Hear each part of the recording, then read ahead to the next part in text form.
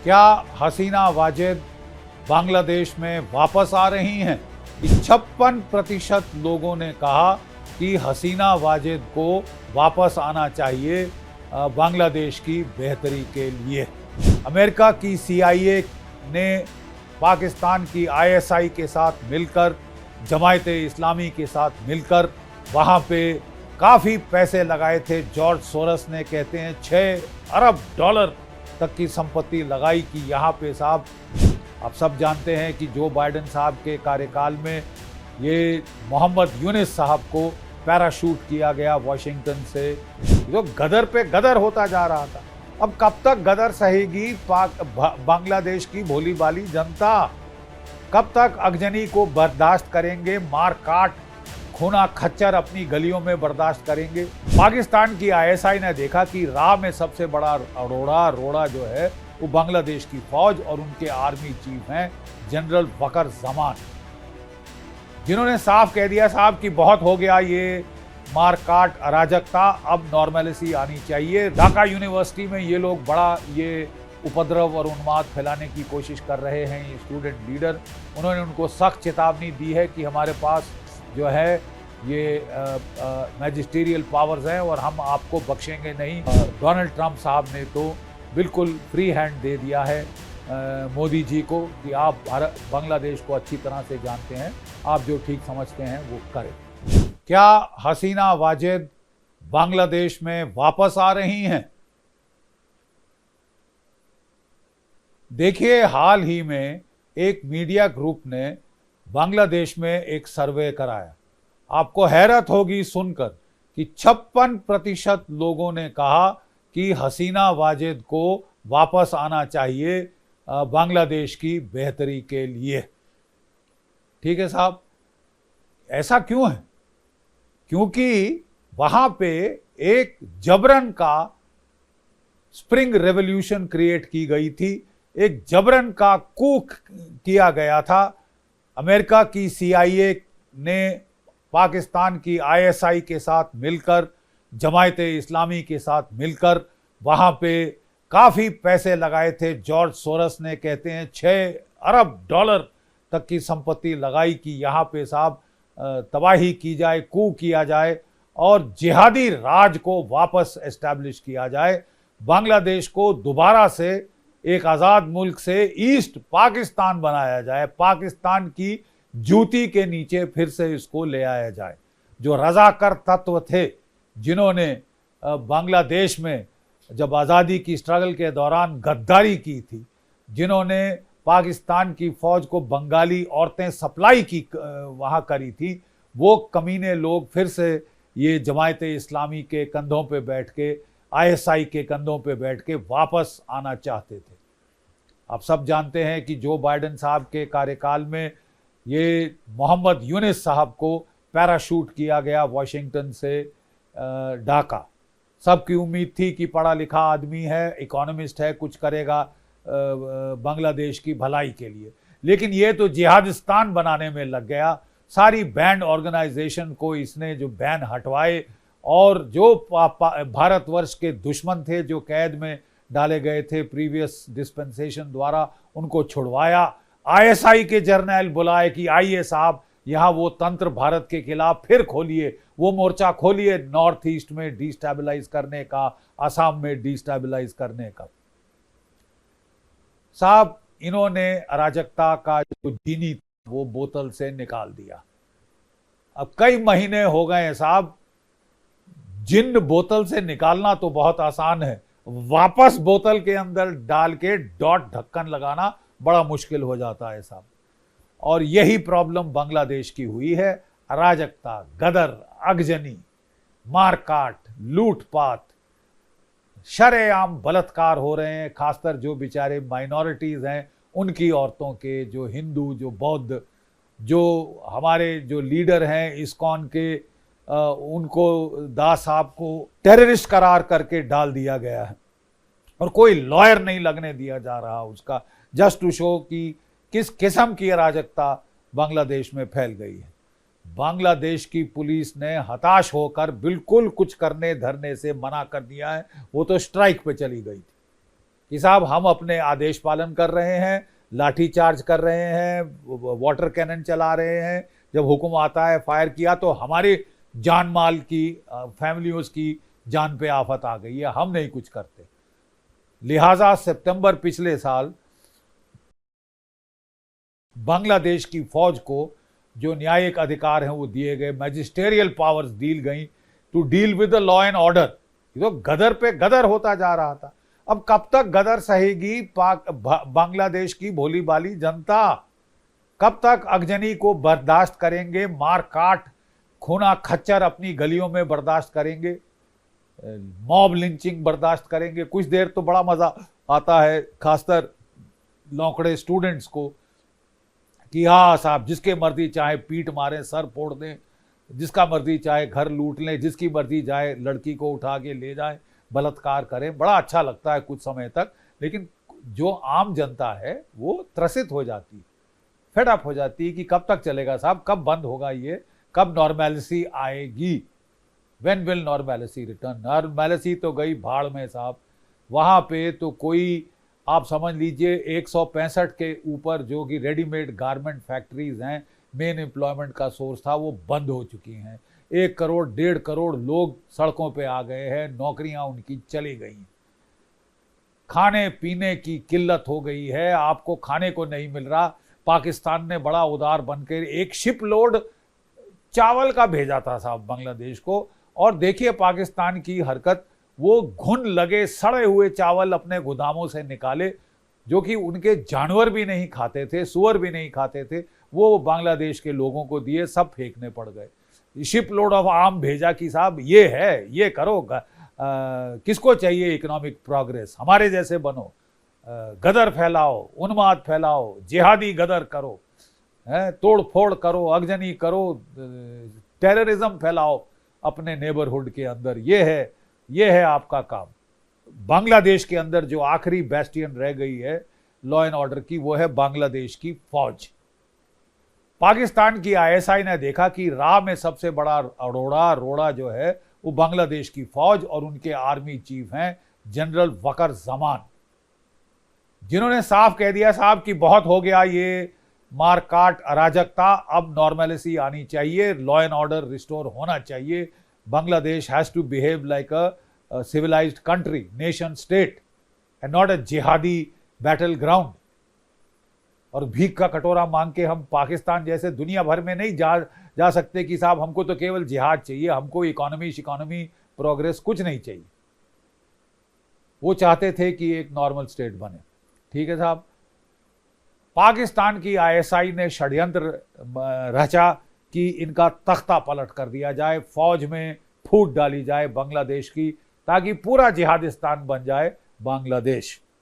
और साहब इसके चलते वहाँ जो क्वार्टर मास्टर जनरल थे लेफ्टिनेंट जनरल फजलुर रहमान, वो बड़े जिहादी और इस्लामिस्ट जनरल हैं, और उनके साथ उन्होंने सांठ-गांठ करी, और इस टाइप के जो तत्व थे बांग्लादेश की आर्मी में, उसके साथ उन्होंने कू के प्लान बनाने शुरू किए बगैर अपने चीफ को बुलाए। देखिए कैसी ये हैरत की बात है, बगैर अपने आर्मी चीफ को बताए इसने पाकिस्तान के जर्नलों को इनवाइट किया।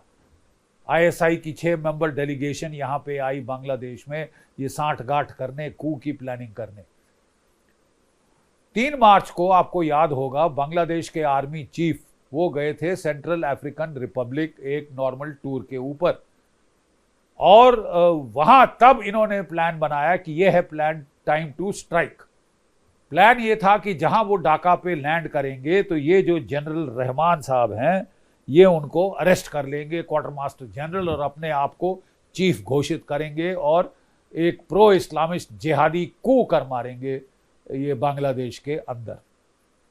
जनरल जमान को भनक लग गई, वो ढाका नहीं उतरे, वेरी वाइजली वो तेजगांव पर उतरे, और वहां से उन्होंने अपने तमाम आर्मी के जनरल्स, सीनियर अफसर्स को कॉल किया, बात करी कि साहब ये क्या गदर है।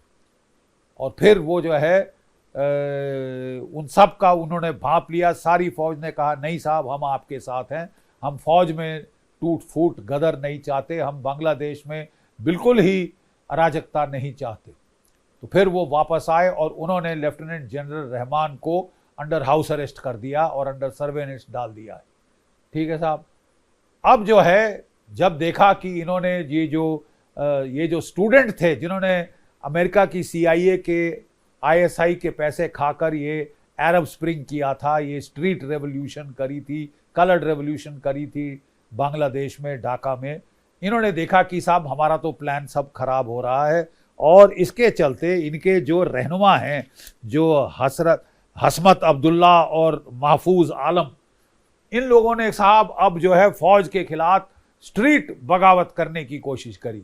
कहने लगे कंटोनमेंट ने हमें कहा है, कंटोनमेंट इनका कोड वर्ड है आर्मी के लिए, कंटोनमेंट ने हमें कहा है कि वो वापस लाना चाहते हैं हसीना वाजिद को, वो अवामी लीग को एक सैनिटाइज्ड नए अवतार में वापस लाना चाहते हैं। आर्मी ने बोला ये सब महज बकवास है। अब आर्मी ने बोला कि ये जो है, ये जो गदर काफ़ी फैल चुका है, now this rot has to be stopped. तो जनरल जमान ने अपने तमाम फॉर्मेशन कमांडर से बात करी। ढाका में बड़ी आर्मी की कॉन्फ्रेंस हुई जिसमें 5 लेफ्टिनेंट जनरल, 8 मेजर जनरल और जो तमाम इंडिपेंडेंट ब्रिगेड कमांडर थे उनको बुलाया गया, और जो प्रिंसिपल स्टाफ ऑफिसर्स थे आर्मी हेडक्वार्टर में उनके साथ बैठ के डिस्कशन हुई। और फिर 9 इन्फेंट्री डिवीज़न जो है उसके बहुत सारे ट्रूप्स यहाँ बुलाए गए।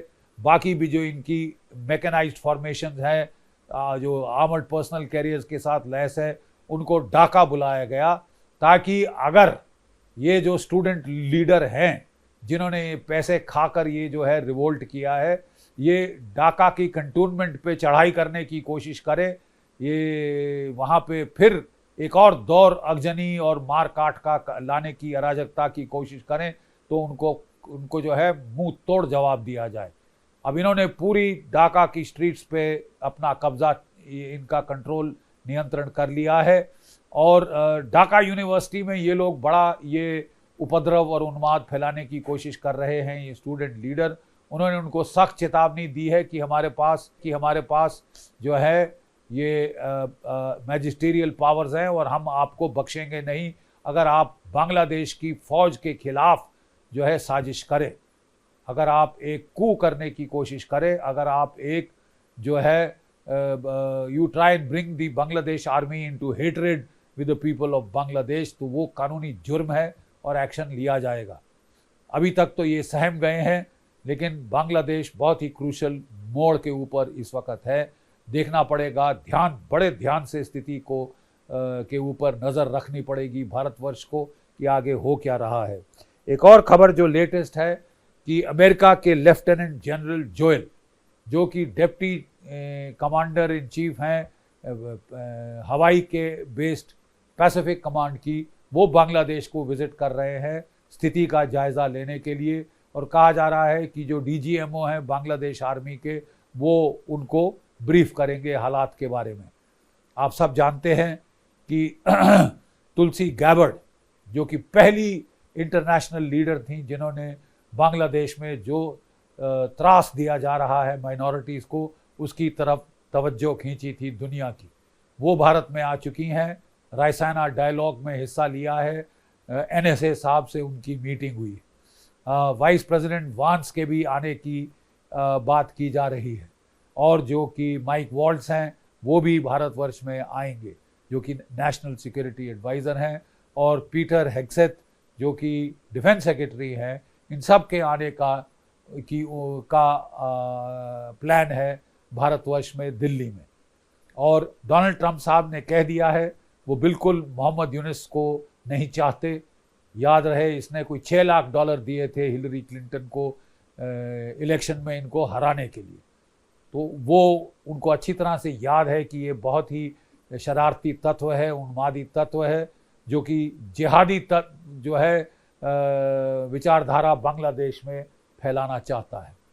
इसके चलते अमेरिका भी बहुत फूंक कर कदम ले रहा है, और डोनाल्ड ट्रंप साहब ने तो बिल्कुल फ्री हैंड दे दिया है मोदी जी को कि आप बांग्लादेश को अच्छी तरह से जानते हैं, आप जो ठीक समझते हैं वो करें। तो मैं नहीं समझता कि ये जो मोहम्मद यूनुस साहब हैं, इनकी ज़्यादा शेल्फ लाइफ बच गई है बांग्लादेश में। क्या होगा?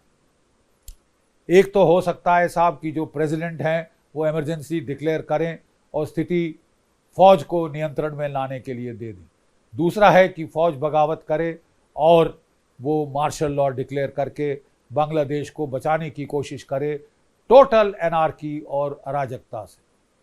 मेरे हिसाब से तो वो कॉन्स्टिट्यूशनली चलना चाहेंगे और वो जो है प्रेसिडेंट साहब के आदेशों का पालन करेंगे और इसके चलते इलेक्शन जल्द से जल्द ऑर्डर की जाएंगी। याद रहे मोहम्मद यूनुस साहब इलेक्शन टालने में लगे हुए हैं। वो नाटक चाहते थे, वो कह रहे थे या दिसंबर इस साल आखिर में या अगले साल के बीच तक मैं इलेक्शन कराऊंगा। वो उनकी सोच थी कि मैं इस बीच में अपने आप को परमानेंट फॉर लाइफ प्रेसिडेंट बना दूंगा। वो जो स्टूडेंट के जो उपद्रवी स्टूडेंट हैं, ये जो सारे उपद्रवी जो स्टूडेंट माफिया है, इसकी सहायता से। स्टूडेंट माफिया के तो अपने ही प्लान हैं, वो तो खुद वहाँ के आका और खलीफा बनना चाहते हैं इस नई खालीफेट के। मैं नहीं समझता बांग्लादेश को इंटरनेशनल कम्युनिटी अफोर्ड कर सकती है एक और जिहादिस्तान बनने में। ईस्ट बंगाल बड़ी मुश्किल से आज़ाद हुआ था पाकिस्तान से। ईस्ट पाकिस्तान नहीं बन सकता बांग्लादेश। भारत बिल्कुल, ये भारत के हित में नहीं होगा कि वहाँ हम फैलने दें और अलाउ करें ऐसे जिहादी तत्वों को वहाँ पे ताकत में आने के लिए, सत्ता में आने के लिए। इसलिए आने वाले दिन बांग्लादेश के लिए बहुत ही क्रूशल और अहम है। जय भारत, जय हिंद।